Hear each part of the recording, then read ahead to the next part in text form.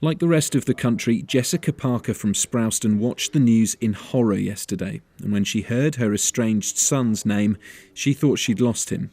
But the report described him as a hero. 33-year-old Chris is homeless, and he was begging in the foyer of the Manchester Arena when the suicide bomber struck on Monday night. As others ran for their lives, Chris ran to help. He suddenly heard a big explosion, was knocked to his feet. His first reaction was to run, but he didn't. He ran in again to help, and one of them was a little 8-year-old girl who'd lost her legs.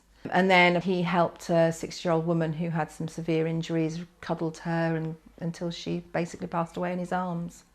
That is what he would do, because he has got a very, very good heart, and he would realise that he could help people. Chris's story is one of dozens to emerge in the last 48 hours. Many have been of loss, 22 killed and lots more seriously injured. Children and adults who'd gone to a pop concert and ended up victims of the most barbaric of terrorist attacks. In Norwich today, with the UK terror level raised to critical, a heightened police presence, Norfolk Constabulary stationing armed officers in what they called key locations, places like Norwich's Castle Mall and Great Yarmouth seafront.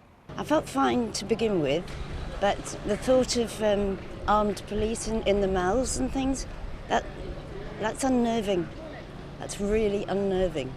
I think you can be scared anywhere, so I think you just have to get on with life, really. Norfolk Police have urged the public to be alert but not alarmed. They say there's no specific intelligence relating to an attack in Norfolk, but plans for big events over the coming weeks will be reviewed, and the public will see more police on the streets.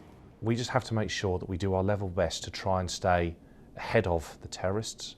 We have to work with our communities, and that for me is so important, because I believe that we disrupt more of these terrorist plots through working with our communities, and communities turn around and saying we will not put up with this, and giving us the information that allow us to interdict and to prevent.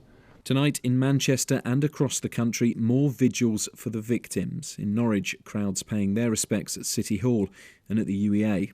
This afternoon, arts venues in the city announced they've joined forces to fundraise for the We Love Manchester Emergency Fund, with money collected at performances going straight to the victims' families. And meanwhile, an online fundraiser for the homeless hero who ran to help the wounded has reached £30,000, all while his mum desperately tries to get back in touch with him. Even now I think about it, I think I could have lost him forever. I've lost him temporarily, I could have lost him forever. What will you say to him? I love you. That's it, really. Give him a big hug, say I love you, and what can we do? What can we do to help? Jessica's had hundreds of messages from people trying to help reunite her with the son she hasn't seen since before Christmas. In a week when families have been ripped apart, an inspiring effort to put one back together. Rob Setchell, Mustard TV, Norwich.